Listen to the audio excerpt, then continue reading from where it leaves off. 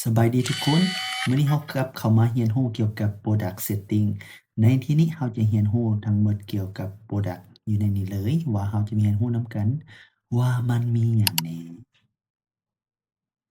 เริ่มจากเข้ามา Product All Product นี้เนาะใน All Product นี้หลังจากที่เราเข้ามา All Product เนาะเราก็จะเห็นสินค้าที่เราแอดเข้ามานั่นก็คือ Product ที่เราแอดเข้ามาเรียบร้อยเบิดทั้งหมดได้จัก Product ทั้งหมดอยู่50 Product และมี2ดราฟต์ที่เราจะแอดและเราจะมาเบิ่งว่าแต่ละอย่างมันมีหยังแหน่เอาตัวใดดีล่ะเอาตัวนี้ซะ Edit อร่อยดีใน All Product Edit อร่อยดีนี่เนาะเราจะรู้แล้วเนาะอันนี้เกี่ยวกับชื่ออันนี้เราสามารถแอดเพิ่มรูปเข้าไปในนี้เราจะเบิ่งไปทีละอันเนาะ เอ่อเอาทีละอย่างซะในกรณีที่ว่าเราอยากเขียนว่าอร่อยดีมันมีหยังแหน่เนาะเราแอด Product นี้เนาะถ้าหากว่าเราต้องการอัปโหลดใหม่เข้านี้แต่หากว่าเรามีไฟล์อยู่ในนี้แล้วเราก็เข้ามานี้อร่อยดีเราสิเอาใส่หยังก็ได้เลือกรูปใดรูปหนึ่งเราเอาโลโกมาใส่เติมใส่ซะเพื่อบ่ให้มันสับสนเนาะมานี้นี่เนาะรูปเขาเข้ามาเราก็ Enter ลงมาก็ได้เขียนใส่นี่แบรนด์ เราอยากเขียนข้อมูลใส่แบรนด์ของอร่อยดี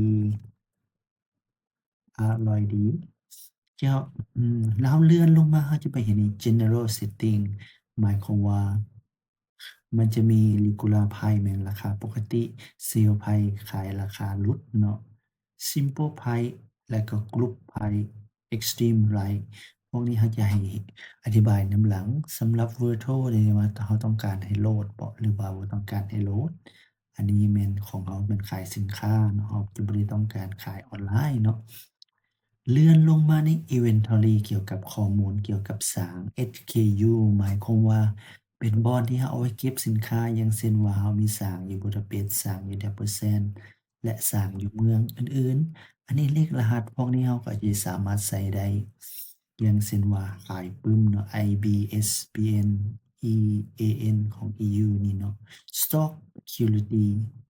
Quantity Stock ประมาณว่าเรากำหนดให้สินค้าตัวนี้เรามีอยู่ในสาง15อันเนาะ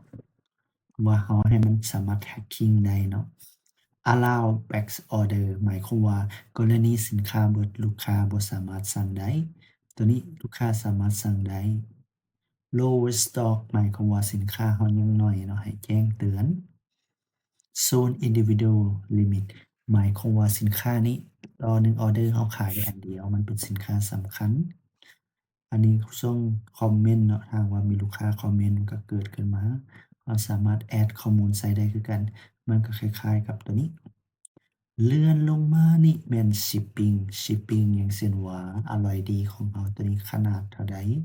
เรามาเบิ่งน้ำมะพร้าว500มิลลิลิตร500มิลลิลิตรตัวนี้เราสามารถปรับใหม่ได้เนาะ เราเปลี่ยนเป็น 0.5 ก็ได้ 0.5 กิโลกว้างเท่าใดใหญ่เท่าใด Shipping Cost เราสามารถปรับได้สมมุติว่าเรามีหลายบริษัท Shipping อันนี้แหละ Link Product หมาย Upsell นี่เราจะอธิบายนำหลังเนาะว่ามันเป็นจั่งใดในบทต่อไป Attribute หมายความว่าเราจะใส่ข้อมูลให้ลูกค้าเนาะ As เข้ามาแต่ว่าเราจะอธิบายนำหลังเกี่ยวกับการตั้งค่าตัวนี้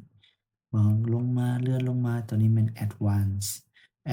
Purchase Note เนาะตัวนี้ในกรณีว่าลูกค้าสามารถซื้อหลายเนาะเราใส่ให้ลูกค้าว่าเราเอาคูปองใส่นี้หากว่าเขาเจ้าซื้อครบเงินวงเงินนี้เราสามารถเอามานี้ใส่นี้ได้รับส่วนลดเนาะ จะเมนู Enable Review ให้ลูกค้ารีวิวได้เนาะเลื่อนลงมาก็คล้ายๆกัน Get More Option ในกรณีเกี่ยวกับการชำระเงินเนาะการใช้ Membership นี่เนาะ WooCommerce Membership หากว่าเราเป็น Member เนาะแต่คันหากว่าเรามีลักษณะเฉพาะเราก็ค่อยไปเติมใส่น้ำหลังเนาะก็เอาไปใส่น้ำหลังพวก API Membership นี่เราสามารถมาใส่ได้ Princess ตัวนี้เราก็ค่อยว่ากันตามหลังเนาะ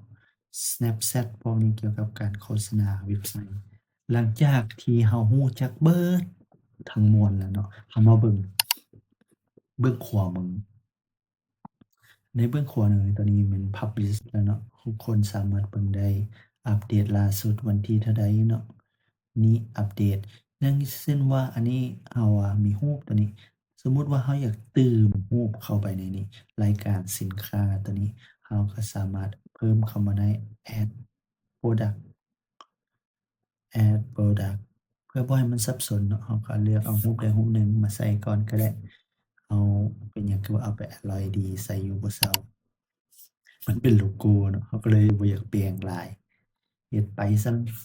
เติมเข้าไปนี่ Product Category พวกนี้เราเอาเป็น Category เราสามารถแบ่งอะโคโคนัทเนาะ Add New Category นี่เอามาใส่นี่แล้วก็กดอัปเดตมันก็จะเพิ่มขึ้นมา Add New Category ที่เราตัวอย่างเราจะพิมพ์กดอัปเดตปุ๊บมันจะเข้าไปในกลุ่มมันแล้วมันก็กลายเป็นอ่าประเภทของสินค้าอันนี้เนาะนี่ แล้วลงมาเลื่อนลงมาเลื่อนแล้ว Product Tag เราจะรู้ในขั้นตอนตัวใดแบรนด์เนาะอร่อยดีเอาใส่แบรนด์ให้เพิ่นเลยเวลาเราเลือกออกมาสินค้าเขาจะเป็นกลุ่มบัดนี้